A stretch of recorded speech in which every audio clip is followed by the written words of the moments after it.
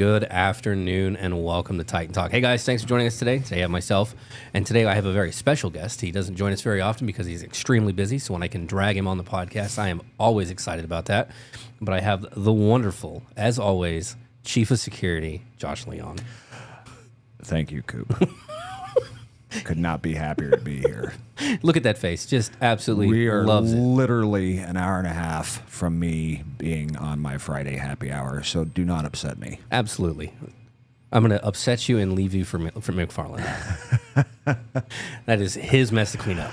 How's everybody doing? Good to be back. So thanks for joining us today. Today we're doing a reaction video, and he always hates doing these with me. I do not enjoy these. But I was telling him I wanted to do a good reaction video today. So today we're doing a very special one. It isn't the traditional things have gone awry. I'll give you a little bit of background on this, and then we'll let the story go through with the video. There is an officer who gets called for a welfare check for an individual who is sitting on the side of the road. People can see him crying in his car. Okay. And so they call law enforcement to come out and do a welfare check on him. All right. They come over, and then I'll let it take over from there. But it is a fantastic video, and we'll pull it up from there. Okay.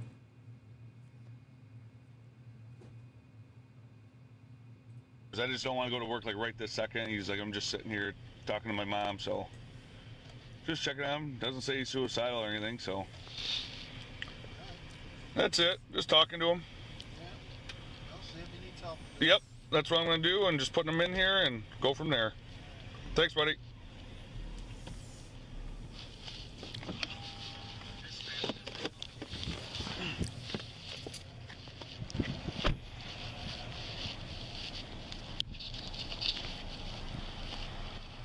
Here you go.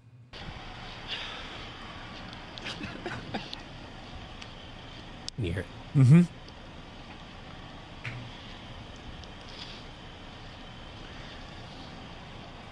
So what can I do for you today? You say you don't want to hurt yourself, right? No. Have you ever attempted suicide or anything like that in the past? Okay. Is there anything I can do to help you? I could use a hug. I'll give you a hug.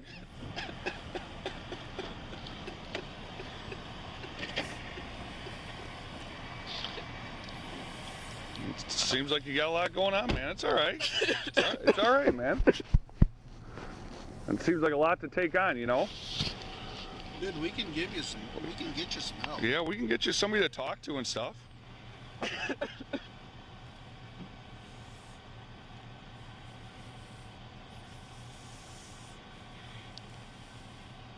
Where do you work at?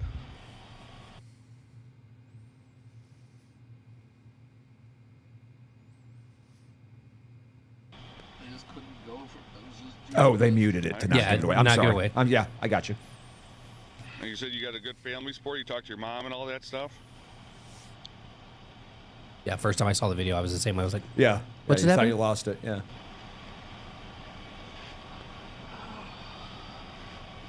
Want to spell your mom for you or something? I was just talking to her. Did you just randomly stop? Somebody called and just said you looked like you were asleep and wanted us to check on you. Oh. Have you ever thought about talking to someone professionally? I did the other day. I just didn't think it was like, it just didn't feel like it helped. Yeah. Sometimes it takes more than one. So like I 100%. mm-hmm. Went to the gym this morning really early. I'm trying to lift and stuff, and like I feel good when I do that, but Yeah.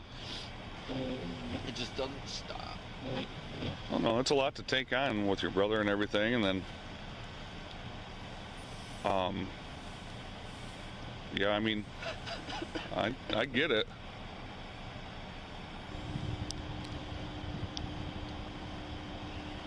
Do you want me to look up some, we got some numbers. If you want me to get you a number, you can talk to somebody.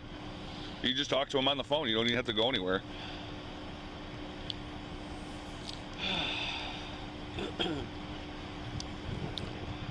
Let me go back to my car. Let me get you a number. That way, you know, you have that option, okay? You can sit down and stay warm, man.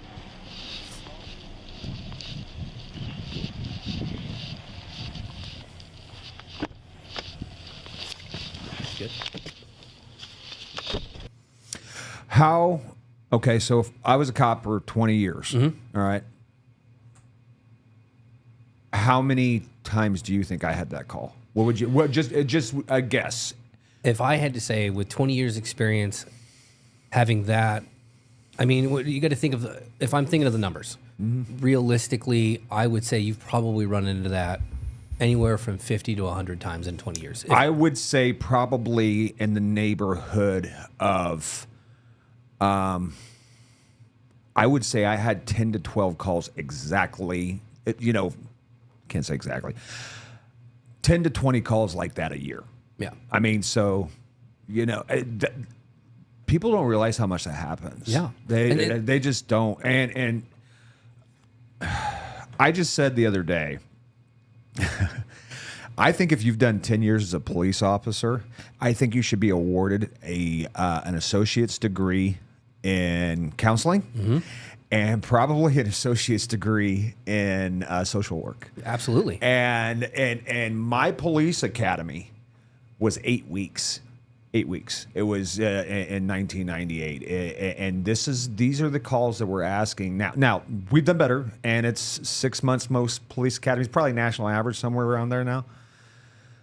But man, I mean, and the thing is this is what people need to understand about those men and women who have chosen to be police officers. The empathy and the compassion and the kindness that those men and women have to take out of their tank, there's only so much in that tank. And they lose, there's this great, I don't know, I don't even know if I can do it justice. There's a great little video on Instagram or something. I saved it somewhere. And it's a little stick drawing kind of a guy, and it shows him leaving his house, and he finds this couple fighting, and they're breaking up, and the guy's real sad. And the stick drawing, there's nothing in them, right? All right, so it's just, like a couple squares and a head and whatever. And he helps this guy out and gets him feeling better, and you see him pat, and all the black stuff that was in this guy that he was dealing with transfers over into him. And he goes throughout the day, and it keeps happening. And there's one guy who's, in the shape that this young man was in, but he's near, like, going to jump off a building or something.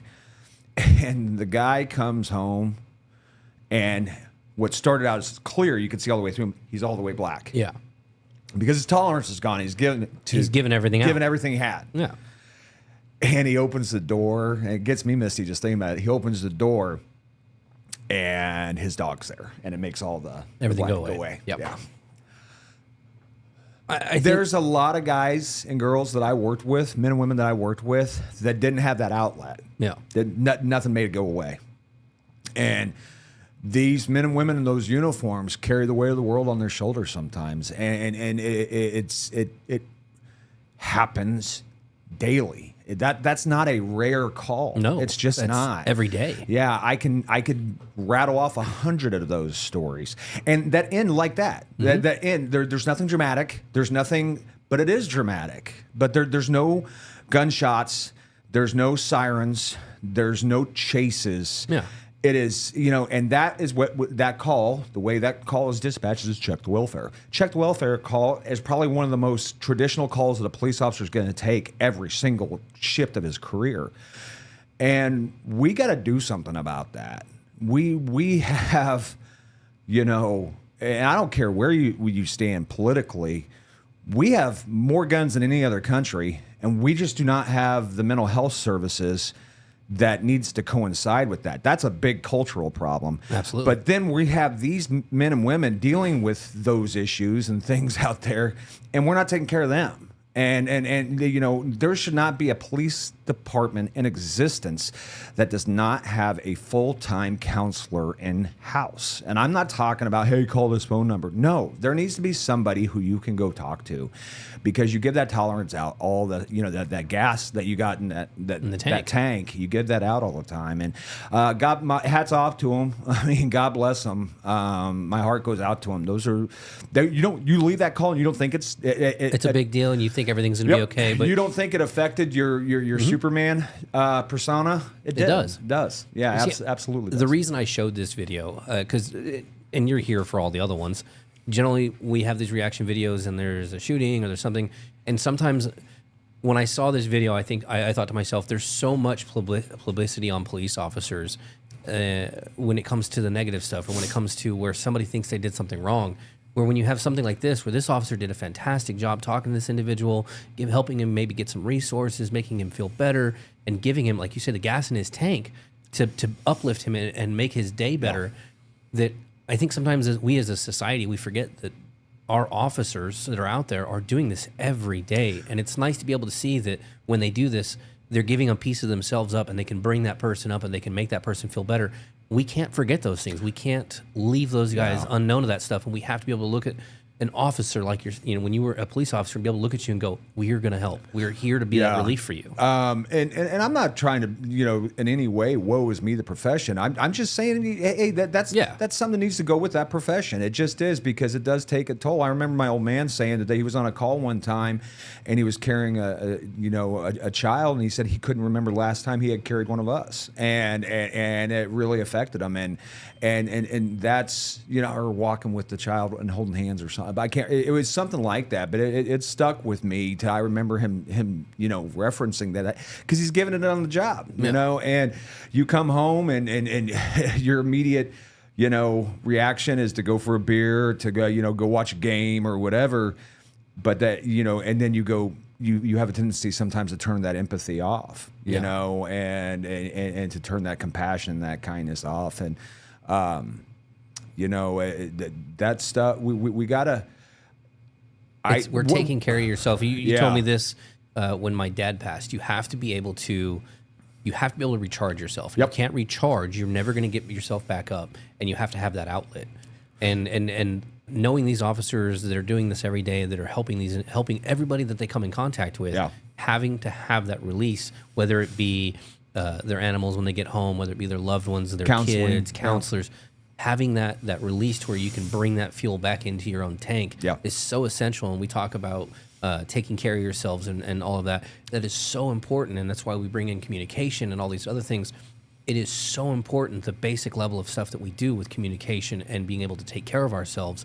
We have to be able to go back to do that because we are so important to keep everybody else up and going. Yeah, not being selfish on that. Some people who are maybe listening to you today know that this guy is my dude, but Corporal Sean Reynolds of our Shamrock unit said to me one time, about counseling and things like that. It's changing your oil. It's just you're just changing the oil in the vehicle. Exactly. Basic maintenance. And that's as sharp as I've ever heard it put. And and he's a sharp dude. And Sean's been through some shit. And he's seen some shit and stuff that I wouldn't wish upon a human being.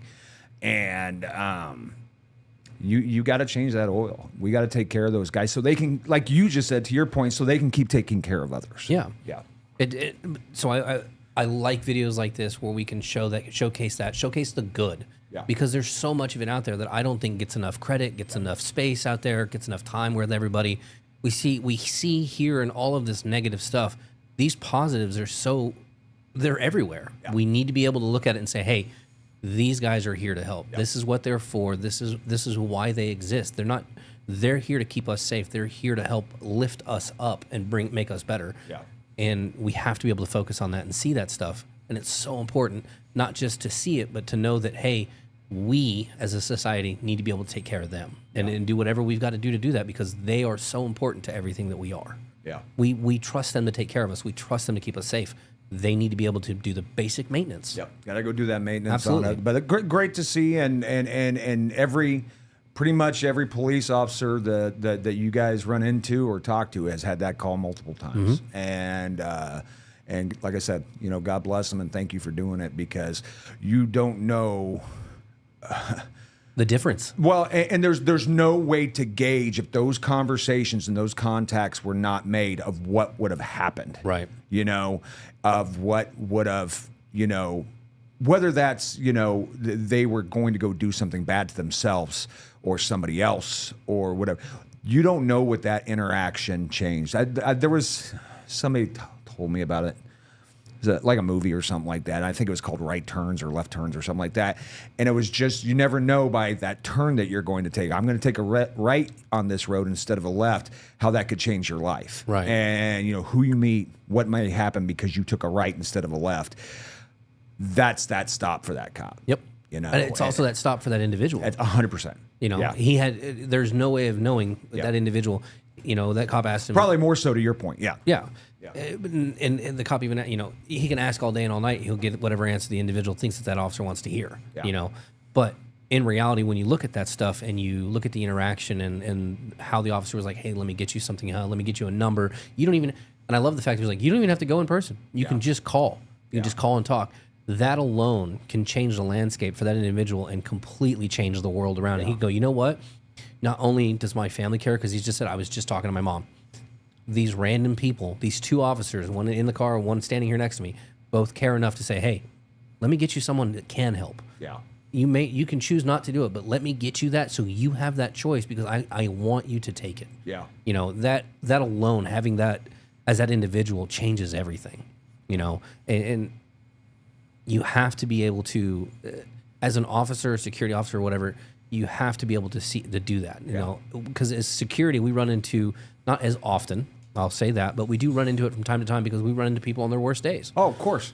They don't normally call you guys because everything's good. Yeah.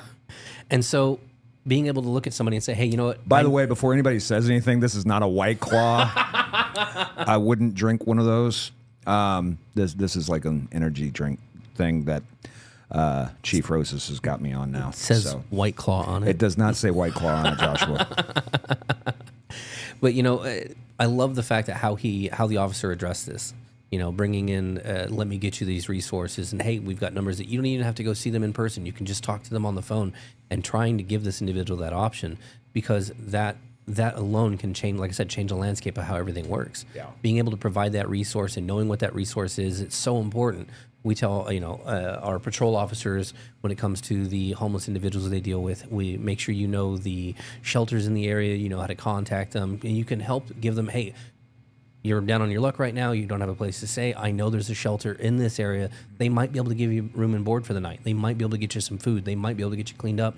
They might be able to help you in some way. Let me give you this resource so you have that option. Yeah. It's so important, and it doesn't matter if it's somebody sitting on the side of the road in their car. It doesn't matter if it's a homeless individual standing on the side of the street with a sign.